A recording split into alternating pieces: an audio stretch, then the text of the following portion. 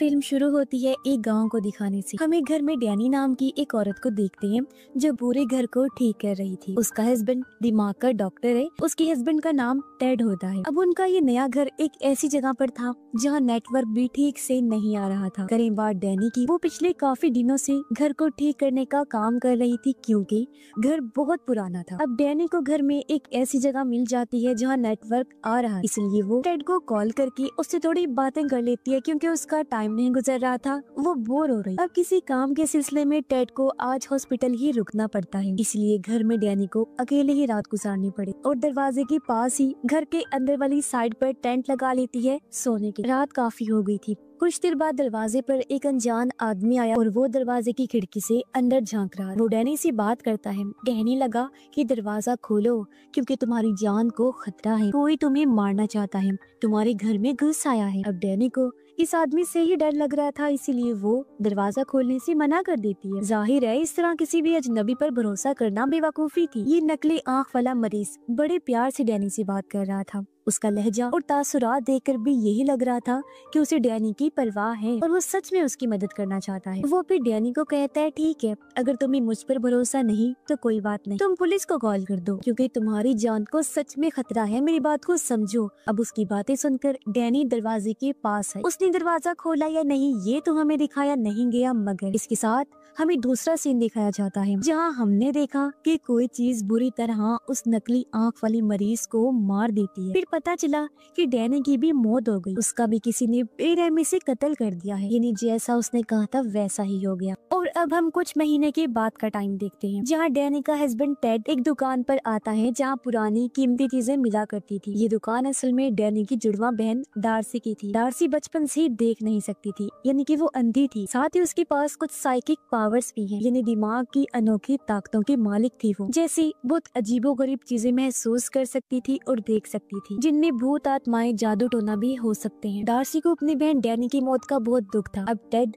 अक्सर उसे मिलने आया करता था, मगर उसे डार्सी की उल्टी सीधी बातों पर यकीन नहीं था और उसका ये दावा था कि मैं पैरानॉर्मल चीजों को महसूस कर सकती हूँ, यानी ऐसी चीजें जिन्हें समझ पाना आम इंसान की बस की बात नहीं है। इस टाइम उसके हाथ में एक बेल थी। वो टेड को बताती है कि ये बेल एक लड़के की जिंदगी से जुड़ी हुई, मगर एक दिन उसकी बेरहमी से किसी ने जान ली और अब मैं उसे इस बेल के जरिए महसूस कर सकती हूँ। टेड यहाँ उसे कुछ देने आया था। जो चीज डार्सी ने ही मनवाई थी वो कोई ऐसी खास चीज थी जो उस नकली आंख वाले मरीज से जुड़ी हुई हो, क्योंकि उसके जरिए डार्सी ये पता लगवाना चाहती थी कि आखिर क्यों उसने डैनी को मारा और इस टाइम वो क्या सोच रहा है। तो अब वो चीज जो रुमाल था टेड उसके हवाले कर देता है। बातों ही बातों में डार्सी को पता चला कि अब टेड ने किसी और लड़के के साथ रिश्ता बना लिया है जिससे वो जल्द ही शादी कर लेगा। हालांकि डैनी को मरे ज्यादा दिन भी नहीं हुए। अब ये बात डार्सी को बुरी तो लगी मगर वो जाहिर होने नहीं दी। टेड अपनी उस दोस्त के बारे में डार्सी को बताते हुए कहता है कि वो पहले मेरी दोस्त थी, मगर अब क्योंकि मुझे किसी सहारे की जरूरत है तो हम दोनों ने ताल्लुक बना लिया और शादी करने का फैसला कर लिया है और वो हमारे ही हॉस्पिटल में काम करती है। इतना बोलकर वो वहाँ से चला गया, मगर हम समझ जाते हैं कि उस रात टेड का हॉस्पिटल रुकने का मकसद अपनी दोस्ती हो सकती है, जिस वजह से डैनी को रात अकेले ही गुजारनी पड़ी, यानी वो पहले से ही उसे धोखा दे रहा था। अब शाम को डार्सी अपने घर आ गई, साथ में वो नकली आंख वाली मरीज का रुमाल भी लाई। वो रुमाल टेबल पर रखकर उसके अंदर कोई चीज रखती है और अपने ग्लव्स उतारकर जैसे उसे छूती है वो बहुत ही चौंका देने वाली चीज देखती है जिसकी उसे उम्मीद नहीं थी, क्योंकि वो काफी घबरा गई और उसकी आंखों में आंसू भी आ गए थे। अब डार्सी एक स्टोर रूम में जाती है जहाँ उसने बड़ा सा लकड़ी का संदूक रखा हुआ था। पहले वो उसे गौर से देखती है, फिर उसके पास आकर बैठ। इस रूम में और भी कई सारी अजीब चीजें पड़ी हुई जिनका ताल्लुक किसी न किसी इंसान से था, जिनको भी डार्सी महसूस कर सकती है जो इस दुनिया में नहीं रही। अब इसके बाद हम देखते हैं कि टेड नींद से जाग गया है। वो तैयार होकर हॉस्पिटल के लिए निकलने ही वाला था, मगर उसकी दोस्त उसे रोक दी। वो उसे कैमरा में तस्वीरें दिखाने लगी। ये कैमरा असल में डैनी का था जो टेड की दोस्त को मिल गया।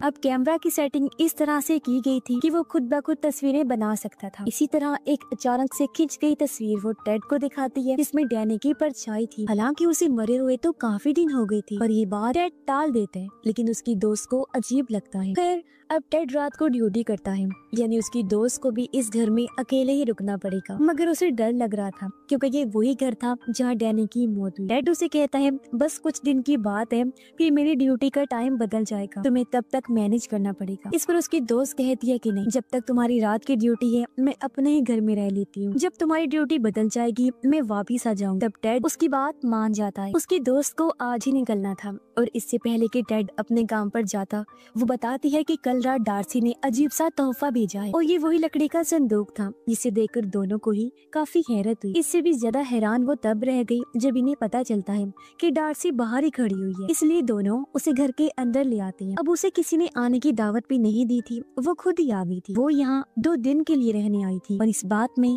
टेड की दोस्त को कोई दिलचस्पी नहीं थी, लेकिन टेड उसे मना नहीं कर पाता। अब ना तो यहाँ टेड होगा और ना ही उसकी दोस्त, लेकिन फिर भी डार्सी रुकना चाहती थी। अब डार्सी उन्हें लकड़ी की संदूक वाला तोहफा दिखाती है, जो सच में अजीब था क्योंकि अंदर लकड़ी का ही बना बड़ा सा पुतला था। उसे देख टेड की दोस्त को बहुत बुरा लगा। तब टेड उसे समझाता है कि जब डार्सी चली जाएगी तो मैं इस पुतले को हटा दूंगा, जब तक वो यहाँ है प्लीज मेरी खातिर उसे बर्दाश्त कर लो। अब टेड तो निकल गया। फिर कुछ देर बाद उसकी दोस्त भी निकलने वाली थी, लेकिन उसकी चाबियां कहीं गुम हो गई थी। टेड की दोस्त चाबियां ढूंढने की बहुत कोशिश करती है, लेकिन वो उसे कहीं भी नहीं मिलती। डार्सी वहाँ पर बड़ी आराम से बैठी हुई थी, ऐसा लग रहा था जैसे वो पहले से ही जानती हो कि यहाँ क्या होने वाला है। चाबियां ना मिलने पर डार्सी उसे पूछती है, क्या तुम अब नहीं जाने वाली? वो कहती है नहीं, और मजबूरन अब उसे भी घर में ही रुकना पड़ता है। कुछ देर बाद टेड की दोस्त आकर देखती है कि संदूक में बड़ा लकड़ी का वो पुतला डाइनिंग टेबल की एक कुर्सी पर बैठा हुआ है। उसे देख टेड की दोस्त को अजीब लगा। वो डार्सी से पूछती है, क्या इसे तुमने बाहर निकाला? तो वो बड़ा ही अजीब जवाब देती है कि नहीं। तो फिर ये कैसे बाहर आया? अब इस बात को उसने सोचा भी, लेकिन फिर नजरअंदाज करके वो डार्सी के लिए खाना लाती है और इनके बीच कुछ बातें होती हैं। टेड की दोस्त उससे उसके काम के बारे में पूछती है। जब उसने बताया तो दिल ही दिल में वो डार्सी पर हंसती है। उसका मानना था कि डार्सी किसी चुड़ैल की तरह भूत आत्माओं जादू टोने पर यकीन रखती है। डार्सी उससे पूछती है, अच्छा तुम्हें इस घर में कैसा लगता है? टेड की दोस्त ने जवाब दिया कि खास अच्छा नहीं लगा, जैसा आपकी बहन के साथ हुआ उससे तुम्हें ज्यादा सहम गई। फिर डार्सी उससे पूछती है, अच्छा अगर कोई अनजान आदमी तुम्हें दरवाजा खोलने का कहे तो क्या तुम दरवाजा खोलोगी? इस पर वो कहती है कि नहीं, क्योंकि मैं इतनी बेवकूफ नहीं हूँ। ये सुनकर डार्सी को गुस्सा आ गया। वो कहती है, मेरी बहन भी बेवकूफ नहीं थी और उसने भी दरवाजा नहीं खोला। यानी वो नकली आंख वाला मरीज नहीं बल्कि कोई और ही है जिसने उसे मारा। ये सुन टेड की दोस्त कहती है कि अगर उस जैसे पागल इंसान ने उसे नहीं मारा तो किसने मारा होगा? डार्सी कहती है, एक मेल नर्स जो टेड का दोस्त है और वो उसी हॉस्पिटल में काम करता है जहाँ टेड डॉक्टर है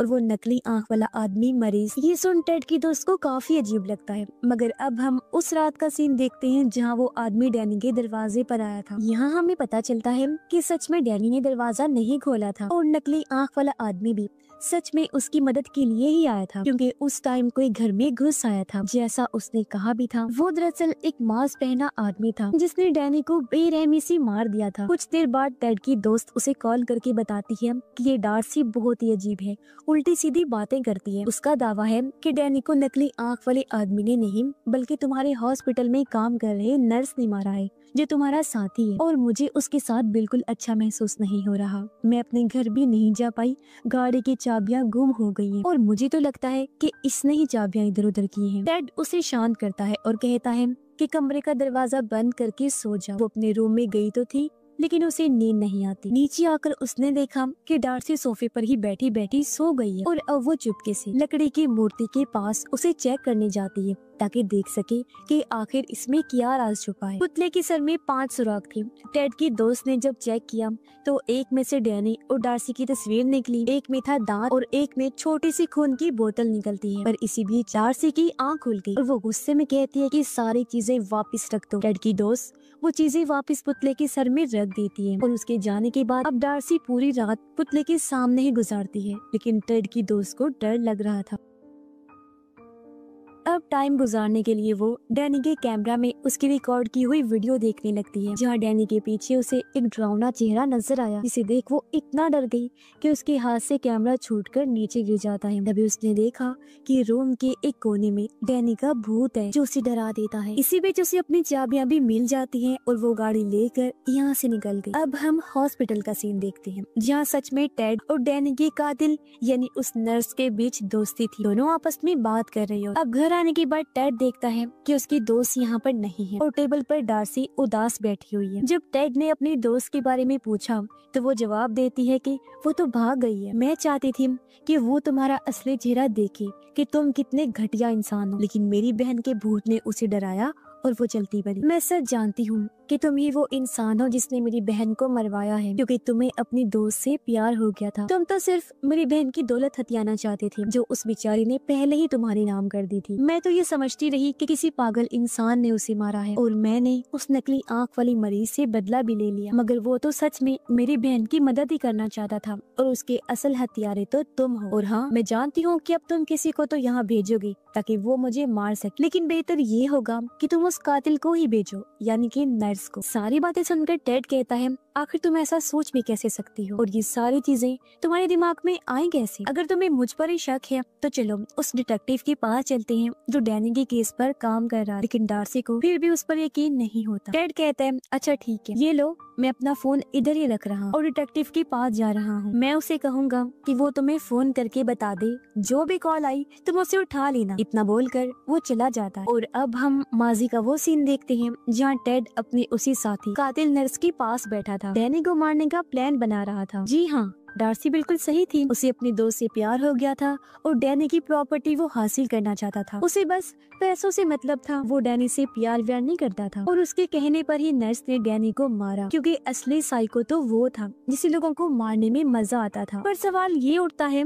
कि इस सब में नकली आंख वाले आदमी का क्या है? तो असल बात ये है कि भले ही वो दिमागी तौर पर ठीक नहीं था, लेकिन दिल से वो भला इंसान ही था। वो कोई कातिल नहीं था। उसने टेड और नर्स की बातें सुन ली थी, इसलिए उस रात वो डैनी को बचाने के मकसद से गया, लेकिन डैनी ने उसकी बात का यकीन नहीं किया और वो मारी गई। और क्योंकि शक उस आदमी पर था, इसलिए उसे डार्सी ने मार डाला। जब भी तो उसने कहा था कि मैंने उस आदमी से बदला लिया। इसके बाद हम देखते हैं कि टेड डार्सी को भी मारने का प्लान बना चुका है। उसने जाते जाते फर्श की एक टाइल निकाल दी ताकि जब वो फोन उठाने आए तो उस जगह से नीचे गिर जाए। उसने नर्स को भी ये काम दे दिया था कि अब तुम्हें डैनी की बहन डार्सी को भी मारना है। वो इस काम के लिए राजी हो गया और खुशी खुशी उसके घर के लिए निकल जाता है। अब टेड हॉस्पिटल के नंबर से घर के नंबर पर कॉल करता है और जैसे ही डार्सी फोन उठाने के लिए आगे बढ़ी, प्लान के मुताबिक वो नीचे गिर जाती है। नर्स जब वहाँ आया तो पहले उसकी नजर लकड़ी के पुतले पर गई और फिर डार्सी पर, जो बुरी तरह जख्मी हो गई थी। उसके सर पर गहरी चोट लगी थी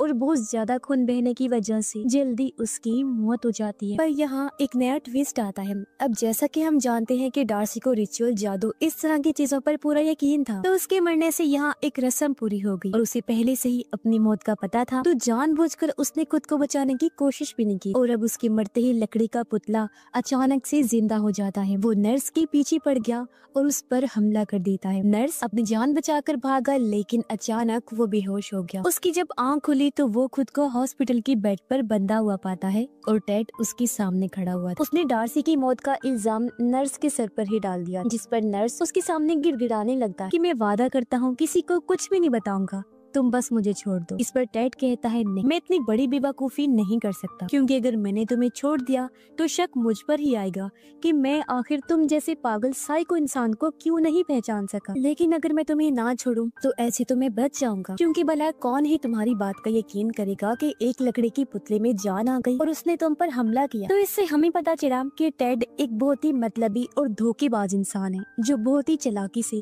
लोगों का इस्तेमाल किया करता था और उसने तकरीबन सभी का इस्तेमाल किया, यहाँ तक कि अपनी बीवी का भी। अब डार्सी नर्स को मार भी सकती थी, लेकिन वो इतनी आसानी से उसे बख्शने वाली नहीं, बल्कि वो उसे तड़पाना चाहती थी, जैसे उसने डैनी को मारा और कई लोगों पर जुल्म करके उन्हें तकलीफ दी। साथ ही जब वो नर्स था तो उसने बहुत लोगों के साथ ज्यादतियां भी की। अब एक मरीज नर्स से अपना बदला लेने आया और वो उसकी उंगली को काट लेता है, जिससे वो बुरी तरह तड़पने लगा। इसके बाद हम देखते हैं कि टेड, जो काफी परेशान लग रहा था, अपने घर आया। वो उसी बेल को देखता है जिसके बारे में डार्सी ने कहानी सुनाई। वो बेल को बचाकर उस लड़के की आत्मा को बुलाने की कोशिश करता है जिसके साथ ये बेल जुड़ी हुई थी, मगर अजीब कुछ भी नहीं हुआ। इससे टेड को लगता है कि शायद सुपरनेचुरल जैसी कोई चीज होती नहीं है और डार्सी बस फ्रॉड करती। साथ ही हमें पता चला कि टेड की दोस्त ने भी उसे छोड़ दिया, यानी इस तरह डार्सी का अपनी बहन की तरफ से बदला पूरा हो गया, क्योंकि टेड की पूरी जिंदगी बर्बाद हो चुकी थी। और तभी हम बहुत चौंका देने वाला सीन देखते हैं। जिस लड़के की बेल थी, तभी उसकी आत्मा टेड के साथ आकर खड़ी हो जाती है, जिसका मतलब